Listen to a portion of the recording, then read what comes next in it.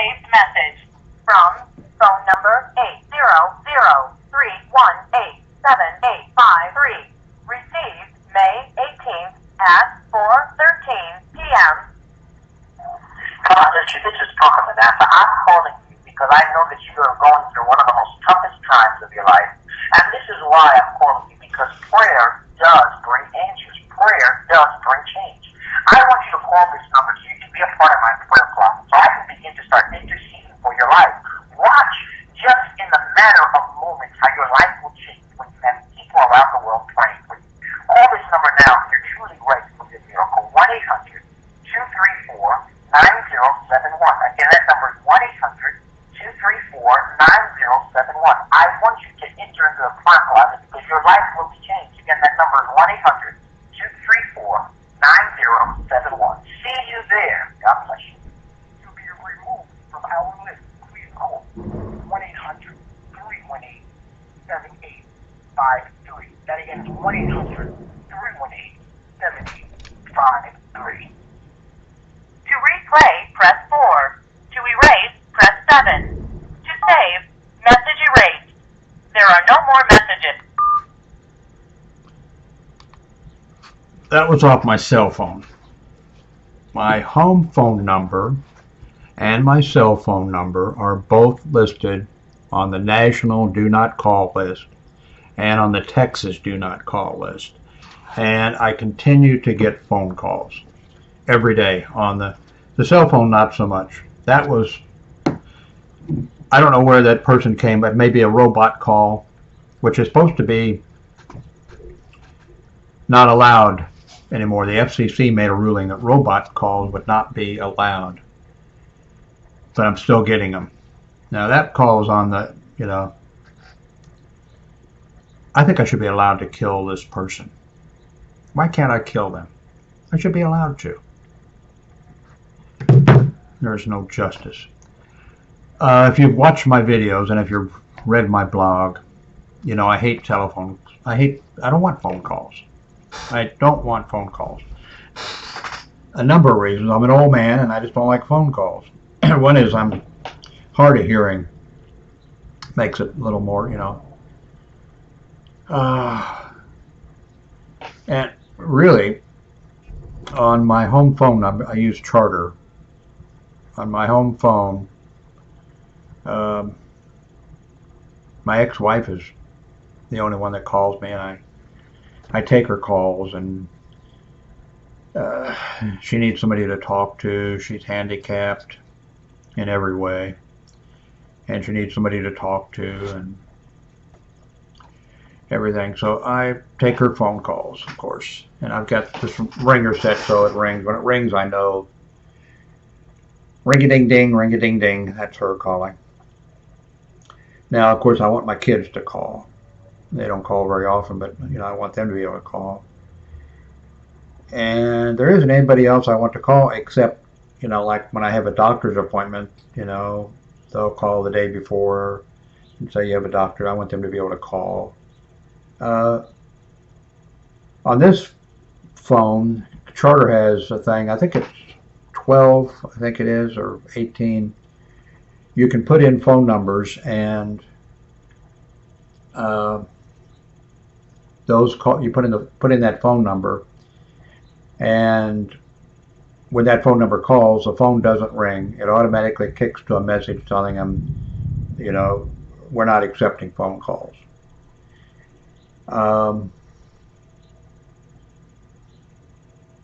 Now, also what you can do, and I'm thinking about doing that, but there again, I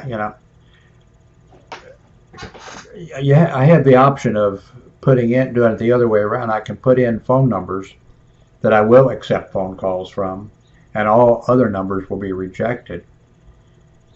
And I'm thinking about doing that. But let's voicemail. Okay, where in the hell is voicemail in this damn thing? Menu. Callers list, no. Customer support. Set date, time. Oops. Voicemail access. Select.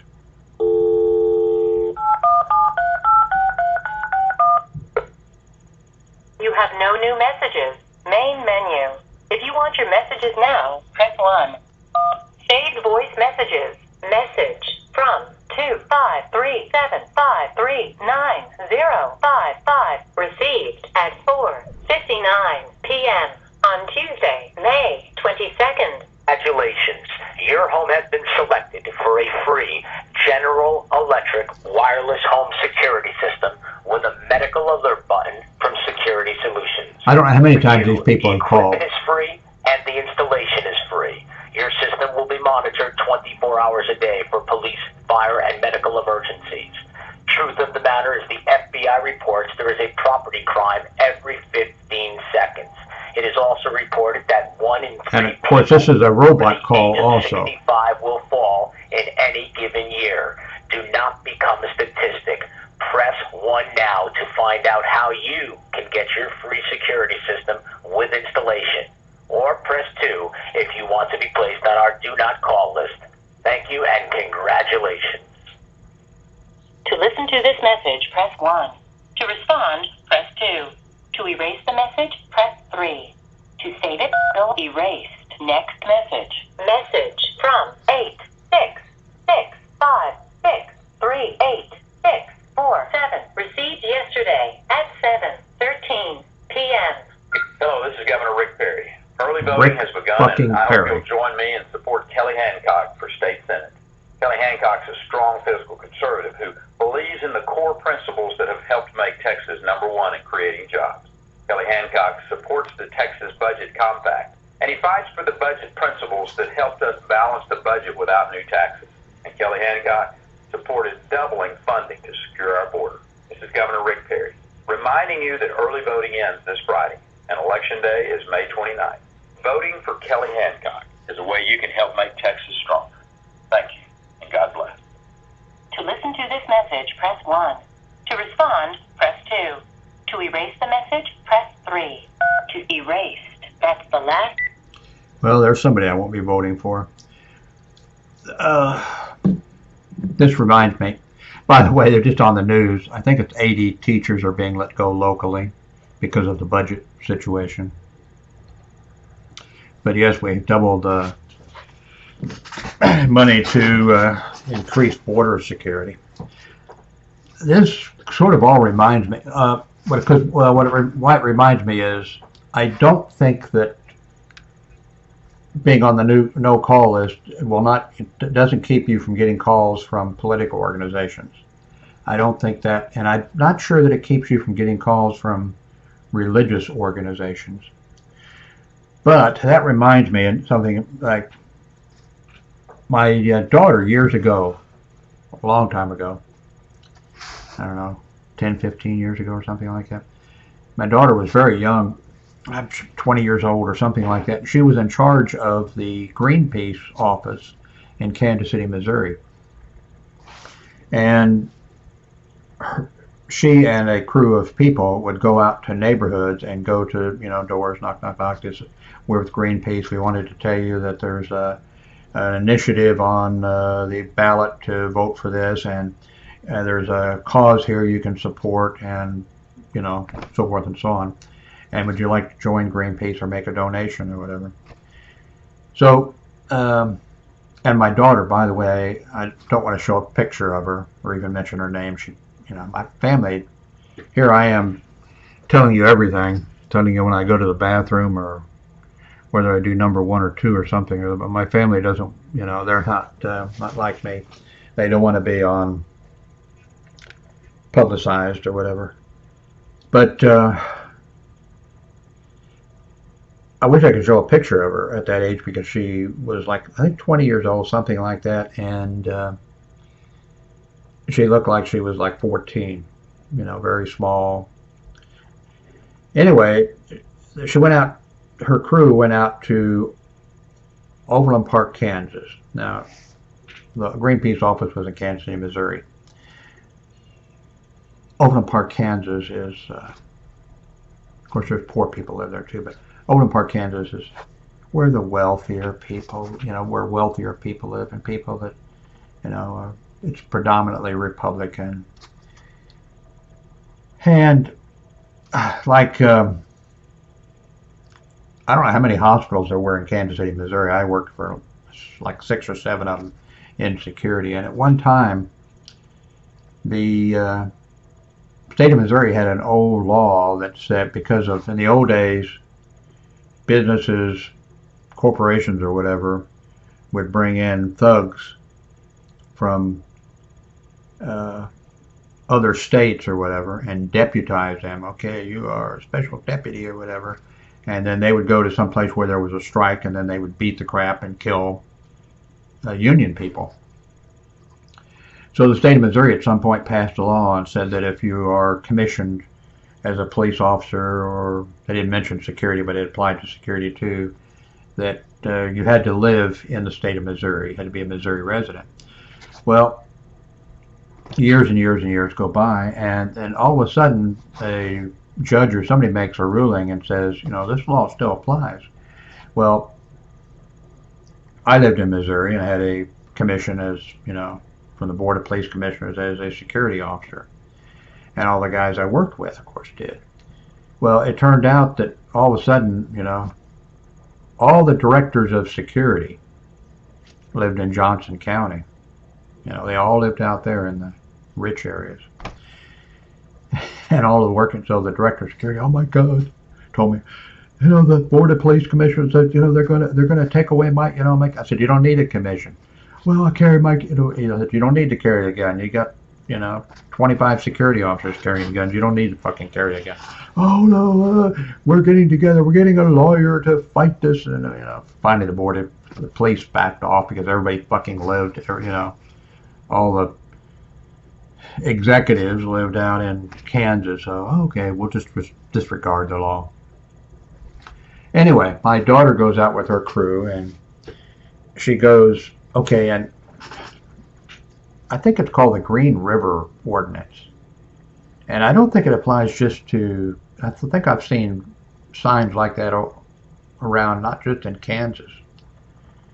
I think that's the correct name for it. But anyway, the state of Kansas and other states passed, I think it's called the Green River Ordinance, which says that if you're selling something, soliciting or whatever, you're not allowed to go door to door in the state. You know, unless, you know, you go to the city and get a permit or approved or something like that. So my daughter, for Greenpeace and her people, you know, my daughter goes up, knocks on the door, a lady comes to the door, and my daughter, I'm with Greenpeace and I'd like to tell you about, you know, this thing to protect dolphins or seals or whales or something. Rather than, the lady says, well, you know, I'm not really interested. My daughter says, okay, thank you very much. Sorry to have bothered you. And the lady said, okay, that's fine, no problem. And so my daughter walks down. She's on the sidewalk heading to the next house next door. And a car pulls into the driveway of this house that she was just at, and the guy gets out, goes up, and he is a major or a colonel with the Overland Park Police Department. And he asked his wife, who was that at the door? Who was that at the door just now?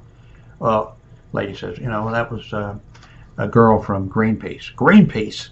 And he goes running down the side, you, come here. What were you doing at that house? Well, I'm with Greenpeace and whatever. You're under arrest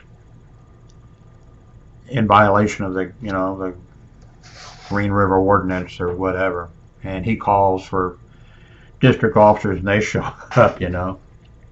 Now my daughter says that the officers showed up, and he says, before the officers show up, he tells my daughter, you know, I'm sick and tired of you hippies, you know, liberal people. I'm sick and tired of you. You know, then the police officers show up, and I want her arrested, you know, for violation of the, you know, Green River Ordinance or whatever.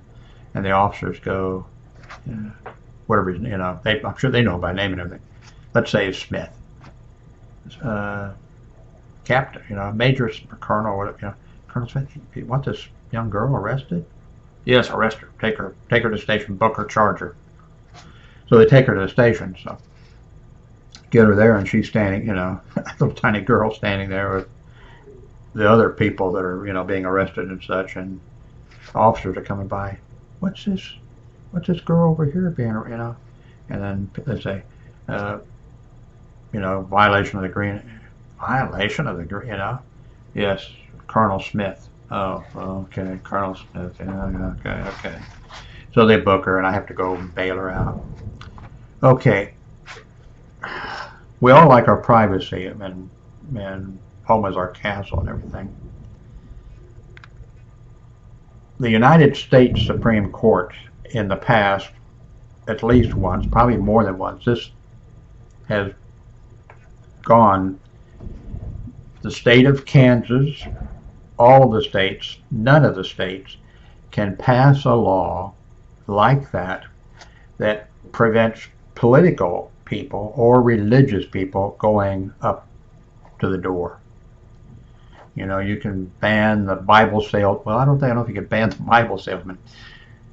That might be a religious, but you can ban the people, yes, you can do that. But political and religion, you can't, because of the Constitution of the United States, freedom of speech, freedom of religion. You can't ban them from doing that. So, anyway, my daughter called. It's already been decided, that it's illegal to do that, what he did, and what the city did. My daughter called the ACLU, and the ACLU, oh yeah, this has already been decided, they can't do that. We'll take the case. But the Greenpeace organization that my daughter worked for said, no, you'll plead guilty and we'll pay whatever the fine is. We're not going, we don't want to have any part of taking this, because it might have cost, I'm sure Greenpeace would have said, or ACO would have said, it's going to cost such and such money, so we expect Greenpeace to chip in such and such amount of money or something. But anyway, Greenpeace, I lost total respect for Greenpeace. I mean, I've been a supporter of Greenpeace. I'm a, liberal, whatever. But that did it. I fuck, Greenpeace. Of course, most of all, fuck Overland Park, Kansas, and fuck Colonel Smith or whatever he was. But now, I'm sure a bunch of you people, I have a right that I don't want people coming to my, like I'm screaming and hollering, I don't want phone calls. Well, I'm sure there's a lot of you out there that are saying, fuck, I don't want nobody fucking coming to my door. You can put a sign on your property. You can put a sign on your fence or on your gate or on your door, no trespassing. That's different. It's just that the state, the city, the county, the state cannot pass a law that prevents political or religious people from soliciting and going door to door, whatever. If you got an argument with that, then fucking go argue with the Supreme Court of the United States. So, anyway, how did I go from telephones to? But that incident. Now, by the way, I worked in-house security, hospital security for 30 years. But for, 10 years or for a long time, I worked as an make extra income. I worked contract security. I worked for one entire year for Pinkerton, and I saved all the money and took my family to Mexico. And I worked for Pinkerton another time, and I worked for Burns, and I worked for Wells Fargo, and I worked a whole bunch of different companies. And these different companies sent me to different places. I worked, a fertilizer plant. I worked at a place that made cat litter. I worked I've worked a whole bunch of different places. And one of the companies, they put me out at a shopping mall in Overland Park, Kansas for an entire summer out there. And at the shopping mall, there were 2 Overland Park police officers that worked. So 2 Overland Park police officers and myself. And I worked other places where I ran into Overland Park police officers. And they were all really nice people. I mean, really nice. I remember somebody needed some assistance with a flat tire or whatever, and the Overland Park police officer changed the tire for the person or whatever. So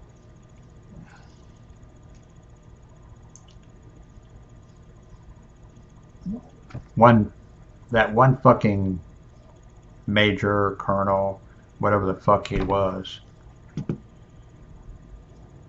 that really pissed me off. The fact that a police officer, I mean, he's entitled to be a right-wing conservative, just like a police officer can be a, if he wants to be a left-wing liberal or whatever. I really don't care, as long as he does his duty and his personal politics do not enter into it. His personal religious beliefs should not enter into it. He should just be going by the law. And that guy really pissed that, I wish I knew the fucker was dead or something. I wish I knew he died of some terrible disease, fucking. Anyway, thanks for watching.